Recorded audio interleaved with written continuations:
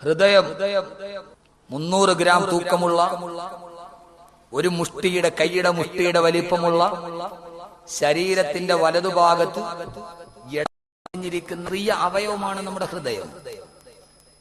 ഒരു മിനിറ്റിൽ 72 പ്രാവശ്യം ഹൃദയം സ്പന്ദിച്ചുകൊണ്ടിരിക്കണം. ഒരു മിനിറ്റിൽ 72 പ്രാവശ്യം ഈ ഹൃദയം സ്തംഭിക്കണം. ഈ ഹൃദയം സ്പന്ദിച്ചുകൊണ്ടിരിക്കണം. ഒന്ന് കുറഞ്ഞു പോയാൽ അറ്റാക്കായി. എങ്ങനെയാണ് ഈ ഹൃദയം ഇങ്ങനെ സ്പന്ദിച്ചുകൊണ്ടിരിക്കുകയാണ്? ലോകത്തിൽ ഏറ്റവും ജനിച്ചു കഴിഞ്ഞ 4ാമത്തെ മാസം റൂഹൂതിയത് മുതൽ മരണം വരെ ഒരു വിശ്രമവുമില്ലാതെ സ്പന്ദിച്ചുകൊണ്ടിരിക്കുന്ന ലോകത്തിലെ ഏറ്റവും സങ്കീർണമായ അവയവം ഏതാണ് എന്ന് ചോദിച്ചാൽ അതിനൊറ്റ ഉത്തരമേ ഉള്ളൂ, നമ്മുടെ ഹൃദയമാണ്. ഇത്രയേറെ വർക്ക് ചെയ്യുന്നു. വീട്ടിലൊരു മോട്ടോർ വാങ്ങിച്ചാൽ എത്ര നാൾ കറങ്ങും? കുറച്ചു കഴിഞ്ഞാൽ അറ്റ്ലീസ്റ്റ് ഓയിലെങ്കിലും മാറ്റി കൊടുക്കണ്ടേ? നിന്റെ ശരീരത്തിൽ റൂഹൂതി 4ാം മാസത്തിൽ മലക്ക് വന്ന് റൂഹൂതിയത് മുതൽ മരിക്കുന്നത് വരെ ഇടപെടവില്ലാതെ സ്പന്ദിച്ചുകൊണ്ടിരിക്കുന്ന ലോകത്തിലെ ഏറ്റവും സങ്കീർണമായ അവയവം എന്താന്ന് വെച്ചാൽ ഒറ്റ മറുപടി ഉള്ളൂ, അത് ഹൃദയമാണ്. 72-ൽ 1 കുറഞ്ഞു പോയാൽ നമ്മൾ പറയും അറ്റാക്കായിരുന്നു. ഈ ശരീരം മാത്രം മതി അള്ളാഹനെ മനസ്സിലാക്കാൻ. മൻ അറഫ നഫ്സഹു ഫഖദ് അറഫ റബ്ബ.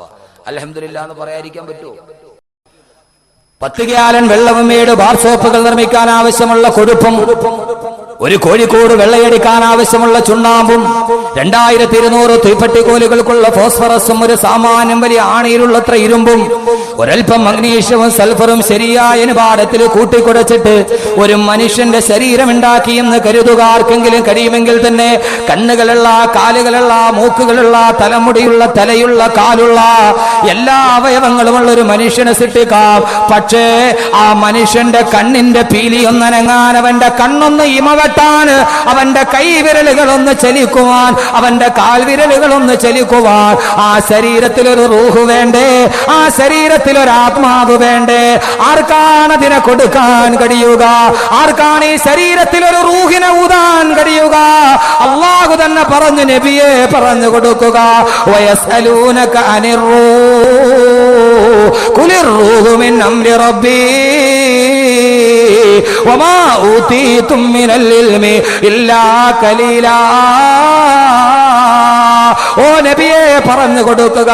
അവര് വന്ന് റൂഹിനെ കുറിച്ച് അങ്ങയോട് ചോദിച്ചാൽ പറയുക, ഖുലിർ റൂഹു മിൻ അംരി റബ്ബി. റൂഹ് എന്ന് പറഞ്ഞാൽ അല്ലാഹുവിന് മാത്രം കഴിയുന്നതാണെന്ന് പറയ് നബിയേ. റൂഹിനെ ഊതാൻ ആർക്കും കഴിയില്ല. ചുരുക്കത്തിൽ ഈ ശരീരം തന്നെ കാണുമ്പോ അള്ളാഹിനോട് പറയണം, അല്ലാഹുവേ അൽഹംദുലില്ലാ എന്ന് പറയണം. പറഞ്ഞല്ലേ പറ്റൂ? പറയാതിരിക്കാൻ പറ്റുമോ? എന്നാ ഒരു ഹദീസും കൂടെ കേട്ടോളീൻ. പറയാൻ പറ്റുമല്ലോ നിങ്ങൾ തന്നെ തീരുമാനിക്കുക. അൽഹംദുലില്ലാ എന്തിനാ പറയേണ്ടത്? അല്ലാഹുവിന്റെ പ്രവാചകൻ ഒരിക്കൽ സഹാബത്തിനോട് പറഞ്ഞു, ഇന്നലിൽ ഇൻസാനി 360 മഫ്സല. ഒരു മനുഷ്യ ശരീരത്തിൽ 360 ജോയിന്റുകളുണ്ട്. ആദരവായ പ്രവാചകൻ പറയുന്നു, 14 നൂറ്റാണ്ടുകൾക്ക് മുമ്പ് ഒരു സർവകലാശാലയുടെ ബിരുദം നേടിയില്ലാത്ത, ഒരു പള്ളിക്കൂടത്തിന്റെ പടിവാതിൽ കണ്ടിട്ടില്ലാത്ത, ഒരു ഗുരുമുഖത്ത് പോയി വിദ്യ നുകർന്നിട്ടില്ലാത്ത അന്നബിയിൽ ഉമ്മിയി നിരക്ഷരനായ പ്രവാചകൻ അർണോൾഡ് ജോസഫ് ടോയൻബിയുടെ വാക്കുകൾ കടമെടുത്തു പറഞ്ഞാൽ, the illiterate prophet of Arabia, അറേബ്യയുടെ നിരക്ഷരനായ പ്രവാചകന് ഒരു ശസ്ത്രക്രിയ ചെയ്യാതെ, ഒരു സ്കാനിങ് നടത്താതെ ലോകത്തിന്റെ മുത്തു തന്റെ അനുയായികളോട് പറയുകയാണ്, സഹാബാക്കളെ, ഒരു മനുഷ്യന്റെ ശരീരത്തിൽ 360 ജോയിന്റുകളുണ്ട്. ആരാണ് പറയുന്നതെന്നറിയുമോ? നബിയുൽ ഹറമൈൻ സയ്യിദുൽ കൗനൈൻ വസീലത്തുനാ ഫിദ്ദാറൈൻ നബി മുഹമ്മദുർ റസൂലുള്ളാഹ്.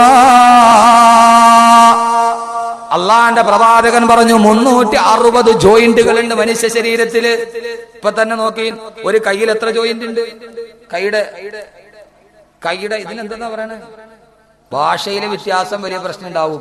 എന്താ ഈ ഭാഷയിൽ വ്യത്യാസം വന്നു? നിങ്ങൾ എപ്പോഴെങ്കിലും ചിന്തിച്ചിട്ടുണ്ടോ? ഖുർആൻ എന്ത് പറയും? ഞാൻ ഈ പറയുന്ന മുഴുവൻ ഖുർആനാണ്, ഖുർആൻ മാത്രം. മലയാളത്തിന് വന്നവന് മലയാളം ഇവിടെ നട്ട് മാറിയ പാലാട് കഴിഞ്ഞാൽ ഭാഷ മാറി. തമിഴൻ എത്ര പാടുപെട്ട് മലയാളം പറയാൻ വേണ്ടി ശ്രമിച്ചാലും പറ്റൂല. 20 വർഷം കേരളത്തിൽ താമസിച്ചവനോട് വാഴപ്പഴം എന്ന് പറയാൻ അവന് പറ്റില്ല, വാളപ്പഴം എന്ന് തന്നെ പറയും. വഴങ്ങില്ല. കർണാടകയിൽ ചെന്നാല് ഭാഷ മാറി. കുറെ കഴിഞ്ഞാൽ ഉത്തർപ്രദേശിലോട്ട് പോയാൽ പിന്നെ ഉറുദുവായി. നമുക്കറിയോ ക്യാ കർത്താവെന്ന് വെച്ചാൽ അള്ളാണ് വെയിൽ കൊണ്ട് കറുത്തു പോയതാന്ന് പറയും. കഴിയില്ല. ഭാഷകളിൽ വ്യത്യാസമുണ്ടാകുന്നു, നിറങ്ങളിൽ വ്യത്യാസമുണ്ടാകുന്നു. ഇന്ത്യയിൽ താമസിക്കുന്നവൻ ഇരുനിറം, അമേരിക്കയിൽ ജനിച്ചവന് വെളുത്ത നിറം, ദക്ഷിണാഫ്രിക്കയിൽ ജനിച്ചാൽ അവന് കറുത്ത നിറം. ആര് തീരുമാനിച്ചു ഇത്? ആരാണ് ഇങ്ങനെ തീരുമാനിച്ചത്? ഖുർആൻ നോക്കുക. അല്ലാഹു പറയുന്നു സൂറത്തുർ റൂമിൽ കാണാം, അല്ലാഹുവിന്റെ വലിയ ദിട്ടാന്തമാണ് ആകാശഭൂമികളുടെ സൃഷ്ടിപ്പ്. വഖ്തിലാഫു അൽസിനത്തിക്കും, നിങ്ങളുടെ ഭാഷയിൽ ഉണ്ടാകുന്ന വ്യത്യാസങ്ങൾ, വഅൽവാനിക്കും, നിങ്ങളുടെ നിറങ്ങളിൽ ഉണ്ടാകുന്ന വ്യത്യാസങ്ങൾ. സൂറത്തുർ റൂം അല്ലാഹു പറയാണ്. ഖുർആൻ പറയാത്ത എന്താ ഉള്ളത്? അപ്പൊ ഞാൻ പറഞ്ഞു എന്താണ്? കുഴ. ഒരു കയ്യിൽ തന്നെ എത്ര ജോയിന്റ് ആണ്? ഞാൻ സംസാരിക്കുമ്പോ ഏതൊക്കെ കൈയുടെ എത്ര ജോയിന്റുകൾ അടങ്ങുന്നോണ്ടാണ് സംസാരിക്കാൻ പറ്റുന്നത്? താടിയുടെ ഭാഗത്തെ ജോയിന്റുകൾ വർക്ക് ചെയ്യുന്നു, ഇല്ലെങ്കിൽ ശബ്ദം വെളിയിലേക്ക് വരില്ല. നിങ്ങൾ കസേരയിൽ ഇരിക്കുന്ന ഇപ്പൊ എത്ര ജോയിന്റ് വർക്ക് ചെയ്തിട്ടാണ്?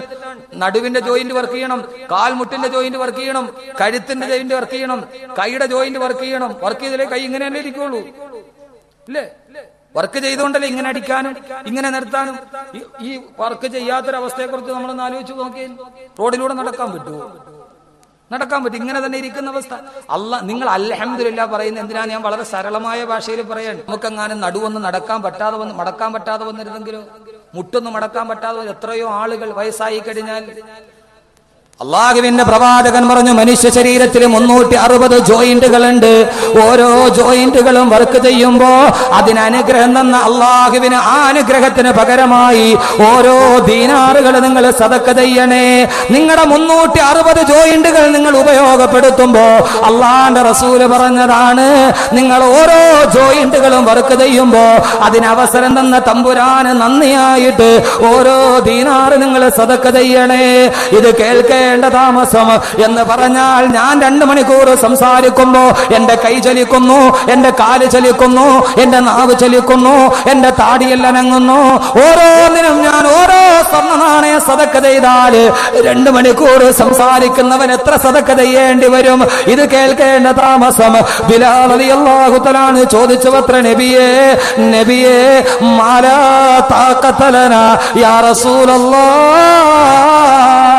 അള്ളാന്റെ തിരുദൂതരെ, ഒരു നേരത്തെ ഭക്ഷണം കഴിക്കാൻ ഞങ്ങളുടെ കയ്യിലില്ല, കിടക്കാൻ നിങ്ങൾക്ക് കിടപ്പാടമില്ല. മസ്ജിദുൻ നബവിയുടെ വരാന്തയിൽ ഇരുന്നിട്ട് ആരെങ്കിലും കൊടുക്കുന്ന സദക്ക തിന്നിട്ട് ജീവിക്കുന്നവരാണ് ഞങ്ങൾ. ഓരോ ജോയിന്റും വർക്ക് ചെയ്യുമ്പോ 1 ദീനാറ് കൊടുക്കണമെന്ന് പറഞ്ഞാൽ ഞങ്ങൾക്ക് ആർക്കും കഴിയില്ല നബിയേ. ഞങ്ങൾ എന്താണ് നബിയെ ചെയ്യുന്നത്? അള്ളാഹ്ക്ക് നന്ദി ചെയ്യാത്തവരായി ഞങ്ങൾ മാറിപ്പോകുമോ? നന്ദി ചെയ്യാത്തവർക്ക് അള്ളാഹു നരകമല്ലേ നൽകുക? അൽഹംദുലില്ലാഹ് പറയാതിരുന്നാൽ ശ്രദ്ധിച്ചു കൊള്ളുക. അള്ളാഹ് ചെയ്ത അനുഗ്രഹത്തിന് നന്ദി രേഖപ്പെടുത്തിയേ മതിയാകൂ. അള്ളാഹുവിന്റെ പ്രവാചകനോട് ചോദിച്ചപ്പോ അള്ളാഹുവിന്റെ റസൂല് പറഞ്ഞ മറുപടി എന്തെന്നറിയുമോ? ബിലാലെ ഭയക്കണ്ട, നിന്റെ കയ്യിൽ കൊടുക്കാൻ നിനക്ക് ദീനാറില്ലയോ? വകുല്ലു തക്ബീറത്തുൻ സദഖ വകുല്ലു തഹ്ലീലത്തിൻ സദഖ വകുല്ലു തഹ്മീദത്തുൻ സദഖ. നിനക്ക് ദീനാറ് കൊടുക്കാൻ കഴിഞ്ഞില്ലെങ്കിൽ നിന്റെ ഒരു കൈയുടെ ജോയിന്റ് വർക്കാകുമ്പോ നീ നാവ് കൊണ്ട് പറഞ്ഞോ അൽഹംദുലില്ലാ എന്ന് പറഞ്ഞോ. അതൊരു സദഖയുടെ സ്ഥാനത്താണെന്ന് ശഫീഉൽ വറാ നബിയുൽ മുജ്തബാ ഫഹുമി വവസിലി വാഖിദു യദി ഇൻഷാ അല്ലാഹ് മുഹമ്മദുർ റസൂലുള്ളാഹ്. അള്ളാന്റെ റസൂൽ നിന്റെ സദക്ക ചെയ്യാൻ ദീനാറില്ലേ? കൈയുടെ വിരലൊന്നും മടങ്ങിയാൽ നീ 3 അൽഹംദുലില്ലാ പറയണം. എത്ര പേര് പറയാറുണ്ട്? ഇല്ലെങ്കിൽ അള്ളാഹുവിന്റെ അടുക്കൽ നന്ദി കെട്ടവനാണ് നീ. അള്ളാഹു നമ്മളെ കാത്തുരക്ഷിക്കട്ടെ. ഇപ്പൊ അള്ളാഹ് പറഞ്ഞ മനസ്സിലായി അൽഹംദുലില്ലാ എന്ന് പറയാൻ. വഖുൽ അൽഹംദുലില്ലാ, നീ അൽഹംദുലില്ലാ പറഞ്ഞു. പക്ഷെ ബൽ അക്സറുഹും ലാ യഅലമൂൻ, അള്ളാഹ് പറയാം. പക്ഷെ ഭൂരിഭാഗം പേർക്ക് എന്തിനാ പറയണേന്ന് അറിഞ്ഞൂടാ. അള്ളാഹ് തന്നെ പറയാണ് ബൽ അക്സറുഹും ലാ യഅലമൂൻ, ഭൂരിഭാഗം ആളുകൾക്ക് എന്തിനാ പറയണേന്ന് അറിഞ്ഞുകൂടാ. അള്ളാന്റെ റസൂല് പറഞ്ഞു, നീ 1 ഗ്ലാസ് വെള്ളം കുടിച്ചോ. 1 ഗ്ലാസ് വെള്ളം കുടിച്ചിട്ട് നീ വെള്ളം കുടിച്ചു കഴിയുമ്പോ അള്ളാഹിനോട് പറയണം, അല്ലാഹുവേ അൽഹംദുലില്ലാഹ് അല്ലദീ ജഅലൽ മാഅ അദ്ബന ഫുറാതൻ ബിറഹ്മതി.